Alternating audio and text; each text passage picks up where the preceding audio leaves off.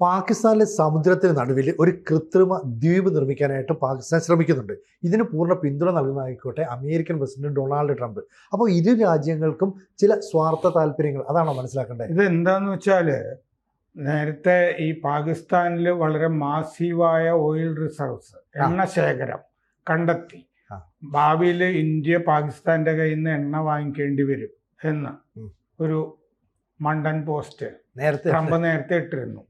Trump സൗദിയിൽ നിന്ന് MBSനെ കണ്ടപ്പോഴും അയാളാണ് ഇന്ത്യ പാകിസ്ഥാൻ യുദ്ധം നടത്തിയതെന്ന് വീണ്ടും മണ്ടത്തരം പറഞ്ഞിട്ടുണ്ട്. മനോരമ ഇതെന്തോ വലിയ കാര്യമായിട്ട് 1-ാം പേജിൽ അച്ചടിച്ചിട്ട് കൊടുക്കുന്നത്. മോദി വിളിച്ചിട്ടാണ് എന്ന് ട്രംപ് പറഞ്ഞു. എന്നാ പിന്നെ മോദി ഒന്ന് ഊശിയാക്കാന്ന് വിചാരിച്ചിട്ടാണ് മനോരമ ഫ്രണ്ട് പേജിൽ 1-ാം പേജിൽ സാഹസം നടത്തിയിരിക്കുന്നത്.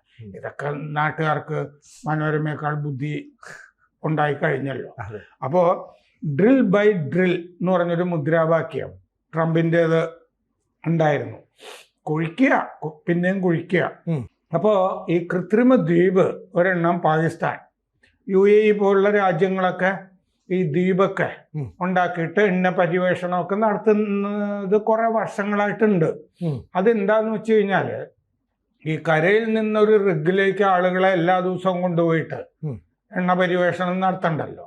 ദ്വീപ് ഉണ്ടാക്കി കഴിഞ്ഞാൽ ദ്വീപിൽ തന്നെ താമസിപ്പിച്ചിട്ട് അവിടെ അവരുടെ പാർപ്പിടമൊക്കെ അവിടെ തന്നെ ആയിരിക്കും. അവർ പണിതുകൊണ്ടേ ഇരുന്നോളൂ. 24 മണിക്കൂറും പണിയാനായിട്ട് ആളുകൾ കിട്ടും. അതാണ് ഈ ദ്വീപ് ഉണ്ടാക്കിയിട്ട് എണ്ണയുണ്ടോ എന്ന് നോക്കുന്ന പരിപാടിയിലേക്ക് പാകിസ്ഥാൻ പോകുന്നത്. ഇത് ചെയ്യുന്നത്, പണി തുടങ്ങിയിട്ടുണ്ട്. പാകിസ്ഥാൻ പെട്രോളിയം ലിമിറ്റഡ് PPL ആണിത് ചെയ്യുന്നത്. കൃത്രിമ ദ്വീപ് പണിതുകൊണ്ടിരിക്കുന്നത്. സിന്ധ് തീരത്ത് നിന്ന് 30 കിലോമീറ്റർ അകലെയാണ് ഈ കൃത്രിമ ദ്വീപ് ഉണ്ടാക്കുന്നത്. സിന്ധ് തീരത്ത് നിന്ന് സുജാവാൾ എന്ന് പറഞ്ഞ സ്ഥലത്താണ് ഇത്, സിന്ധു നദിക്കടുത്ത്. അപ്പോൾ ബ്ലൂംബർഗ് ആണിത് റിപ്പോർട്ട് ചെയ്തിരിക്കുന്നത്. ബ്ലൂംബർഗ് ബിസിനസ് മാധ്യമം. കറാച്ചിയിൽ നിന്ന്, കറാച്ചിയാണല്ലോ പ്രധാനപ്പെട്ട വ്യവസായ ഹബ്ബ്, കറാച്ചിയിൽ നിന്ന് 130 കിലോമീറ്റർ ആണ് ഈ സുജാവാളിലേക്കുള്ളത്, കൃത്രിമ ദ്വീപ് വരുന്ന മേഖലയ്ക്കുള്ളത്. 6 അടി ഉയരത്തിലാണ് ദ്വീപ് ഉണ്ടാവുക. എന്ന് പറഞ്ഞാൽ ഈ വെള്ളപ്പൊക്കമൊക്കെ വന്നാലും അടിച്ചു പോകാതെ ഇരിക്കാനായിട്ട് 24 മണിക്കൂറും കുഴിക്കണം. പിന്നെ വേലിയേറ്റം ചെറുക്കുക, അതാണ് ഈ 6 അടി ഉയരത്തിൽ കൃത്രിമ ദ്വീപ് കെട്ടിപ്പൊക്കുന്നതിന്റെ ഉദ്ദേശം. അടുത്ത കൊല്ലം ഫെബ്രുവരിയിൽ കൃത്രിമ ദ്വീപിന്റെ പണി തീരും എന്നാണ് കരുതുന്നത്. അപ്പോൾ എന്നിട്ട് ഉടൻ തന്നെ ഇതിന്റെ ഓപ്പറേഷൻ തുടങ്ങും, എണ്ണ പര്യവേഷണമൊക്കെ തുടങ്ങുന്നതാണ് കരുതുന്നത്. ഈ പാകിസ്ഥാൻ പെട്രോളിയം ലിമിറ്റഡിന്റെ ജനറൽ മാനേജർ അർഷാദ് പലേക്കർ പറയുന്നത് 25 കിണറുകൾ കുഴിക്കും. എണ്ണ എക്സ്ട്രാക്ട് ചെയ്യാൻ വേണ്ടി 25 കിണറുകൾ കുഴിക്കും. കടലിൽ നിന്ന് ഈ ഭൂമി ഉണ്ടാക്കല്, കടലിൽ നിന്ന് നമ്മൾ മറൈൻ ഡ്രൈവിലൊക്കെ ചെയ്തില്ലേ. അപ്പൊ കടലിൽ നിന്ന് ഭൂമി എടുക്കാനായിട്ട് അത് ഈ പരിപാടി പാകിസ്ഥാനെ സംബന്ധിച്ചിടത്തോളം പുതുമയുള്ളതാണ്. കാരണം അവിടെ ആദ്യമായിട്ടാണ് ഈ കടലിൽ നിന്ന് ഭൂമി വീണ്ടെടുക്കുന്ന പരിപാടി നടത്തുന്നത്. അപ്പോൾ UAE നേരത്തെ ഞാൻ പറഞ്ഞ പോലെ ചെയ്തിട്ടുണ്ട്. ഓഫ് ഷോർ റിഗുകൾക്ക് പകരം ആണ് കൃത്രിമ ദ്വീപുകൾ UAE ഒക്കെ ഉണ്ടാക്കിയത്. ഉൽപാദന ശേഷി കൂട്ടുക എന്നുള്ളതാണ് ലക്ഷ്യം. അപ്പോൾ അവിടെ താമസിച്ച് ഈ പണിക്കാർ പണിതോളും. അമേരിക്ക, ബ്രിട്ടൻ, മിഡിൽ ഈസ്റ്റ് അവിടെയൊക്കെ കൃത്രിമ ദ്വീപുകൾ ധാരാളം കടലിൽ നിർമ്മിച്ചിട്ടുണ്ട്. മാലിന്യം തള്ളാനും കൃത്രിമ ദ്വീപുകൾ ഉണ്ടാക്കിയിട്ടുണ്ട് ഇത്തരം രാജ്യങ്ങളിൽ. മെയിൻലാൻഡിൽ മാലിന്യ കൂമ്പാരം വേണ്ട, എന്നാ പിന്നെ കടലിൽ കിടന്നോട്ടെ എന്ന് പറഞ്ഞിട്ട് കൃത്രിമ ദ്വീപ് ഉണ്ടാക്കിയിട്ടുണ്ട്. അതുപോലെ നമ്മൾ ഈ മാലദ്വീപ് പോലുള്ള സ്ഥലങ്ങളൊക്കെ ഇല്ലേ, അതിനെപ്പറ്റിയൊക്കെ വായിക്കുമ്പോഴും നമ്മൾ കാണാറുണ്ട്. അതിൽ ആൾ താമസം ഇല്ലാത്ത ദ്വീപുകൾ ഉണ്ടാവും. അവിടെ കൊണ്ടുപോയിട്ട് ഈ മാലിന്യം തള്ളുന്നു എന്നൊക്കെ വായിക്കാറുണ്ട് നമ്മൾ. ജപ്പാനില് 50 കൃത്രിമ ദ്വീപുകളുണ്ട്. ചൈനയും ഒട്ടും മോശമല്ല ഇത്തരം ദ്വീപുകൾ മാലിന്യം തള്ളാനൊക്കെ ഉണ്ടാക്കുന്ന കാര്യത്തിൽ. ഇതിൽ പ്രധാനപ്പെട്ട ചോദ്യം, കൃത്രിമ ദ്വീപ് ഉണ്ടാക്കാനായിട്ട് ഒരുപാട് പൈസ ചെലവാക്കുന്നു. പക്ഷേ അതിനും മാത്രം എണ്ണ ശേഖരം പാകിസ്ഥാനിലുണ്ടോ? നമ്മൾ മുമ്പൊരു വീഡിയോ ഇതിനെപ്പറ്റി ചെയ്തിട്ടുണ്ട്. അവിടെ എണ്ണ ശേഖരം ഇല്ല എന്ന് പറഞ്ഞിട്ട് പല കമ്പനികളും പാകിസ്ഥാൻ വിട്ട് പോയത്. കാരണം ഈ ക്രൂഡ് ഓയിൽ ശേഖരത്തിൽ ലോകത്തിലെ 50ാമത്തെ രാജ്യം മാത്രമാണ് പാകിസ്ഥാൻ. ആദ്യത്തെ 10ൽ പോലും വരുന്നില്ല. 80% എണ്ണയും പാകിസ്ഥാൻ ഇറക്കുമതി ചെയ്യുകയാണ്. പാകിസ്ഥാന്റെ ഉപയോഗത്തിന്റെ 80% ഇറക്കുമതി ചെയ്യുക. അത് വലിയ എണ്ണ ശേഖരം കണ്ടെത്തിയിട്ടുള്ള സ്ഥലമല്ല. ഇന്ത്യയുടെ 10ൽ1 മാത്രമാണ് പാകിസ്ഥാനിലെ എണ്ണയുടെ ഉൽപാദനം. ഇന്ത്യ ഉൽപ്പാദിപ്പിക്കുന്നതിന്റെ 10% പാകിസ്ഥാനിൽ ഉൽപാദനമുള്ളൂ. 2019 കേക്ര 1 എണ്ണക്കിണർ കറാച്ചി തീരത്ത് കുഴിക്കാനായിട്ട് ടെൻഡറൊക്കെ ഇറക്കിയിരുന്നു. പിന്നെ ടെൻഡർ മരവിപ്പിച്ചു. അതെന്താന്ന് വെച്ച് കഴിഞ്ഞാല് ഒന്നും കിട്ടിയില്ല. എണ്ണ ശേഖരം ഒന്നും ഉള്ളതായിട്ട് കണ്ടെത്തിയില്ല. അങ്ങനെയാണ് പിന്നെ അതിനുള്ള ടെൻഡർ മരവിപ്പിച്ചത്.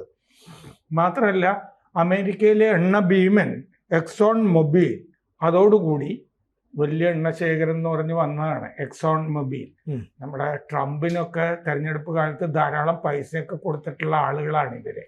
എണ്ണ കമ്പനിക്കാരല്ലേ? തിരിച്ച് സഹായം കൊടുക്കാൻ വേണ്ടിയിട്ടാണ് ഈ ഇന്ത്യക്കെതിരെയൊക്കെ ഈ താരിഫൊക്കെ ചുമത്തിയിരിക്കുന്നത്. എന്തിനാണ്? ആ എക്സോണൊക്കെ പോലുള്ള കമ്പനികൾ ഉണ്ടല്ലോ, കമ്പനികളുടെ ഈ ഉപകാര സ്മരണ വേണമല്ലോ. അപ്പൊ ഇന്ത്യ എണ്ണ അമേരിക്കയിൽ നിന്ന് വാങ്ങിക്കണം. റഷ്യയിൽ നിന്ന് വാങ്ങുന്ന നിർത്തിയിട്ട് അമേരിക്കയിൽ നിന്ന് വാങ്ങണം. അങ്ങനെ ട്രംപിന് സഹായിച്ച എണ്ണ ഭീമന്മാരെ ഇന്ത്യയും സഹായിക്കണം. അതാണ് ഈ താരിഫ് യുദ്ധത്തിന്റെ ലക്ഷ്യം. അപ്പോ അമേരിക്കൻ ഭീമൻ എക്സോൺ മൊബൈൽ സ്ഥലം വിട്ടു. പാകിസ്ഥാനിൽ നിന്ന് എണ്ണ ശേഖരം ഇല്ല എന്ന് കണ്ടെത്തിയത് 2019 സംഭവിച്ച കാര്യമാണ്. പല കമ്പനികളും പാകിസ്ഥാൻ വിട്ടു. കുവൈറ്റ് പെട്രോളിയം പാകിസ്ഥാനിൽ നിന്ന് പോയ കമ്പനിയാണ്. കുവൈറ്റിന് പാകിസ്ഥാനിൽ താല്പര്യമില്ല, എണ്ണയില്ല എന്ന് കണ്ടെത്തി അവർ പോയെങ്കിൽ പിന്നെ ഇപ്പൊ ഒരു കൃത്രിമ ദ്വീപ് ഉണ്ടാക്കിയിട്ട് എന്ത് കാര്യം? ഷെൽ നേരത്തെ സ്ഥലം വിട്ടതാണ്. പ്രത്യേകിച്ചും ബലൂചിസ്ഥാനിൽ നിന്ന് പഴയ്ക്കാൻ പറ്റില്ല എന്ന് കണ്ട് ഷെല്ല്, ആരാംകോ, വൻകിട കമ്പനികളൊക്കെ സ്ഥലം വിട്ടതാണ്. പിന്നെ ടോട്ടൽ എനർജീസ് അവരുടെ ഓഹരികൾ വിറ്റ് പാകിസ്ഥാനിൽ നിന്ന് രക്ഷപ്പെടുകയാണ് ചെയ്തത്. അപ്പോൾ ഈ ട്രംപ് ജൂലൈ പോസ്റ്റിൽ നേരത്തെ പറഞ്ഞ പോലെ മാസീവ് ഓയിൽ റിസർവ്സ് ശേഖരം ഉണ്ട് എന്ന് പറഞ്ഞിരുന്നു. ഇന്ത്യ അവിടുന്ന് വാങ്ങേണ്ടി വരും എന്നൊക്കെ പറഞ്ഞിരുന്നു. അത് ചിലപ്പോൾ പാകിസ്ഥാൻ വിശ്വസിച്ചിട്ട് ട്രംപിനെ തൃപ്തിപ്പെടുത്താനുള്ളൊരു കൃത്രിമ ദ്വീപ്. പിന്നെ ഒരു കൃത്രിമ ദ്വീപ് ഉണ്ടാക്കിയാൽ എന്താണ് ഗുണം? അവധിക്കാലം ചെലവഴിക്കാനായിട്ട് ധനികർക്ക് അവിടെ എത്താം. ഒരു ടൂറിസം പദ്ധതിയായിട്ട് ഇത് മാറ്റാം. ഇപ്പൊ ഇത് എണ്ണ പര്യവേഷണത്തിനാണെന്ന് ജനത്തിന്റെ കണ്ണിൽ പൊടിയിടാനായിട്ട് പറയാം. ഇപ്പൊ ക്രിപ്റ്റോ കച്ചവടത്തിന് അല്ലേ, ട്രംപിന്റെ മകന് സൗകര്യങ്ങൾ പാകിസ്ഥാൻ ചെയ്തു കൊടുത്തിട്ടുണ്ട്. സ്റ്റീവ് വിറ്റ്കോഫിന്റെ മകനും ഉണ്ട് ആ കമ്പനിയിൽ. അപ്പോൾ പലതിനും കുഴിക്കാനുള്ള ലൈസൻസും ഒക്കെ കൊടുത്തിട്ടുണ്ട്.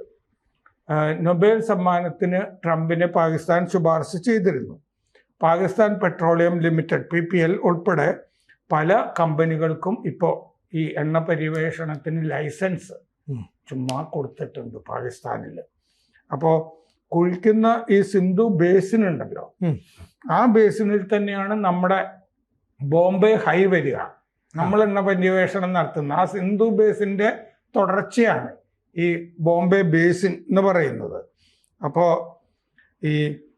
ഇപ്പോൾ ഞാൻ വായിച്ച റിപ്പോർട്ടുകളിൽ കാണുന്നത് പടിഞ്ഞാറൻ ധനികർക്ക്, അമേരിക്കയിൽ നിന്നൊക്കെയുള്ള പാശ്ചാത്യ ധനികർക്ക് വേണ്ടിയിട്ടുള്ള ഒരു നിലവറയായിരിക്കുമോ ഈ കൃത്രിമ ദ്വീപ് എന്ന് സംശയിക്കുന്നുണ്ട്. അവർക്ക് പലതും ഒളിപ്പിക്കാനും അവധിക്കാലം ചെലവിടാനും. മുനീറാണല്ലോ ഇപ്പൊ ഭരണം, മറ്റേ 27ാം ഭരണഘടനാ ഭേദഗതിക്ക് ശേഷം. അപ്പൊ മുനീർ ട്രംപിനൊക്കെ ചെയ്തു കൊടുക്കുന്ന എന്തോ ഒരു പ്രത്യുപകാരം, ഒരു രഹസ്യ അജണ്ടയാണോ ഇത് എണ്ണ പര്യവേഷണം എന്നുള്ള സംശയമുണ്ട്. അതായത് ട്രംപിന് വേണ്ടിയിട്ടുള്ള ഒരു കൃത്രിമ ദ്വീപ്. ട്രംപിന് ഖത്തർ ഉൾപ്പെടെ പല സ്ഥലത്തും മറ്റേ റിസോർട്ടുകളും ഒക്കെ ഉണ്ടല്ലോ, ഗോൾഫ് കോഴ്സുകളും ഒക്കെ ഉണ്ട്. ഉണ്ട്. വിയറ്റ്നാമിൽ ഗോൾഫ് കോഴ്സ് പണിയുന്നുണ്ട്. അങ്ങനെയാണ് വിയറ്റ്നാം താരിഫിൽ നിന്നൊക്കെ രക്ഷപ്പെട്ടത്. കാരണം ഈ ലോഗൻ എന്ന് പറഞ്ഞിട്ടൊരു പഴമുണ്ട്, ഇവിടെയൊക്കെ കിട്ടും നമുക്ക്, ചെറിയ തവിട്ട നിറത്തിലുള്ളത്. ഞാൻ ആദ്യമായിട്ട് ജീവിതത്തിൽ ഈ ലോഗൻ എന്ന് പറഞ്ഞ ഫ്രൂട്ട് വാങ്ങിച്ചത് ഈ റിപ്പോർട്ട് വായിച്ച ശേഷം. വിയറ്റ്നാമില് ലോഗൻ കൃഷി ചെയ്യുന്ന ധാരാളം കർഷകരെ ഒഴിപ്പിച്ചിട്ട് അവരുടെ ഈ ലോഗൻ പഴം കൃഷി ചെയ്യുന്ന ഫാമുകളൊക്കെ ഒഴിപ്പിച്ചിട്ടേ ഇയാൾക്ക്, ട്രംപിന്, ഗോൾഫ് കോഴ്സിന് അവർ ചെറിയ വിലയ്ക്ക് വിയറ്റ്നാം സ്ഥലം കൊടുത്തു അടുത്ത കാലത്ത്. ഈ കൃഷി സ്ഥലം ഒഴിപ്പിച്ചിട്ട്. കാരണം കമ്മ്യൂണിസ്റ്റ് സർക്കാരാണല്ലോ, അപ്പൊ ഏരിയ സെക്രട്ടറി പറയുന്ന പോലെ കാര്യങ്ങൾ നടന്നോളുമല്ലോ. അതാണ് വിയറ്റ്നാമില് സംഭവിച്ചത്. അതുപോലത്തെ ഒരു പരിപാടിയാണ് ഈ കൃത്രിമ ദ്വീപ് എന്നാണ് കാണേണ്ടത്. കൂടുതൽ വാർത്തകളും വിശേഷങ്ങളും നിങ്ങളിലേക്ക് എത്താൻ ABC മലയാളം സബ്സ്ക്രൈബ് ചെയ്യുക, ബെൽബട്ടനും അമർത്തുക.